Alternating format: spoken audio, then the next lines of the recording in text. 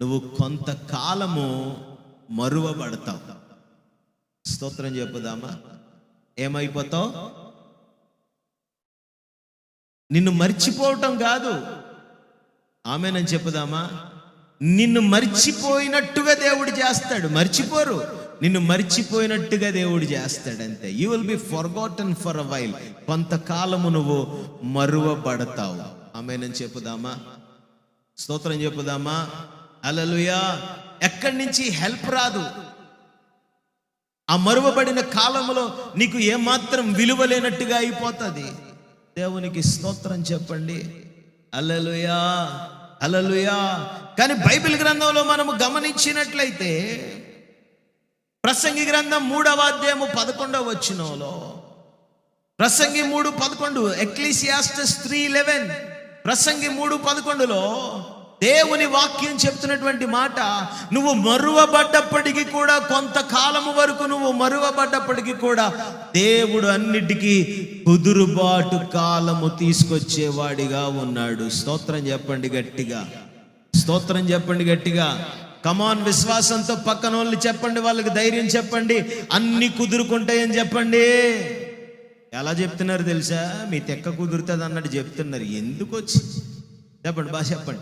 అన్ని కుదురుకుంటాయి, అన్ని సెట్ అయిపోతాయి. దేవునికి స్తోత్రం చెప్పుదామా? హల్లెలూయా. ఆ టైంకైనా సెట్ చేసేస్తాడు. ఆమేనని చెప్పు గట్టిగా, ఆమేనని చెప్పు గట్టిగా. స్తోత్రం చెప్పుదామా? కొంతకాలం మరువబడతావు. ఆమేన్.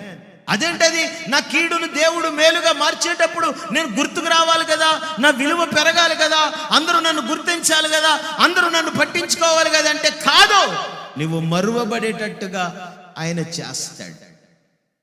హల్లెలూయా. ఎంతమందికి అర్థం అవుతుంది? స్తోత్రం చెప్పుదామా? హల్లెలూయా.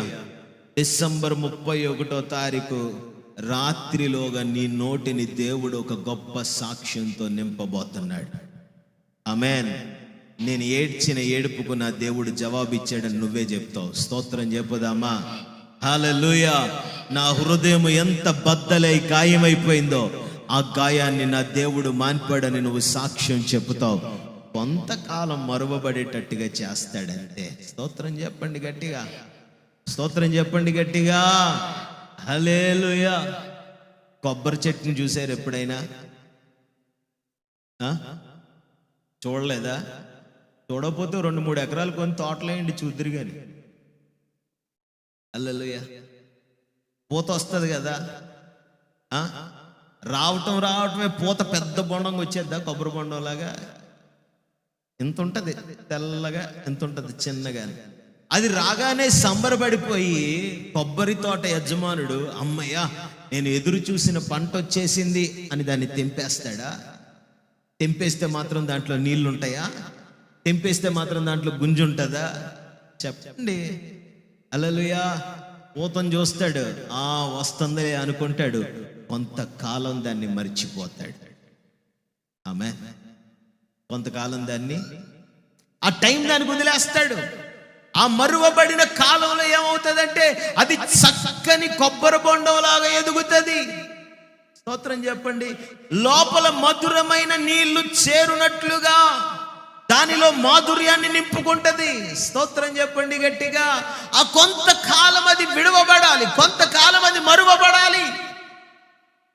ఒకరోజు యోసేపు చెరసాలలో ఉంటే తెల్లారుజామున ఇద్దరు వచ్చేసారు, 4:30కు వచ్చేసి అన్నా అన్నా అన్నా అన్నా ఏంట్రా పొద్దున్నే గోలా? ఏలేదన్న, కళ వచ్చిందన్న, వచ్చిన నుంచి మనశ్శాంతి లేదన్న, ఏమవుతుందో అర్థం అవట్లేదన్న. ఒకటితో అన్నాడు, ఇక్కడి నుంచి 3 రోజులు పోతావు అన్నాడు. స్తోత్రం చెప్పుదామా? హల్లెలూయా. ఇంకొకటితో అన్నాడు, ఇక్కడి నుంచి తొందరలో మరలా నీ స్థానం, రాజు దగ్గర నీ స్థానం దేవుడు నీకు తిరిగి ఇచ్చేస్తాడు అన్నాడు. ఆమేనని చెప్పండి. స్తోత్రం చెప్పుదామా? కానీ నువ్వు అక్కడికి వెళ్ళిన తర్వాత మాత్రం నన్ను అడిగాడా లేదా? అడిగాడా లేదా? ఇడికి గుర్తుందా లేదా? స్తోత్రం చెప్పుదామా? 2 సంవత్సరాలు మర్చిపోయిన వీడు, he was forgotten for 2 years. మేలు పొందుకొని, ఆమేనని చెప్పుదామా? వాగ్దానం నెరవేర్చబడి వీడు ఆశీర్వదింపబడ్డాక యోసేపును 2 సంవత్సరాలు మరిచిపోయాడు. యోసేపు యవన ప్రాయములో పనలు సాగిలపడుతున్నట్టు. స్తోత్రం చెప్పుదామా? హల్లెలూయా. ఆ సూర్య చంద్ర నక్షత్రాల యొక్క కళ దర్శనము వచ్చి 13 సంవత్సరాలైంది. ఆ కళనిచ్చాక, ఆ వాగ్దానం ఇచ్చాక, ఆ దర్శనం ఇచ్చాక 13 సంవత్సరాలు యోసేపును దేవుడు మరిచిపోయాడు. He was forgotten for 13 long years. ఆమేనని చెప్పుదామా? హల్లెలూయా. కొంతమంది బాధ రాగానే ఇంకెంతకాలం ప్రభువా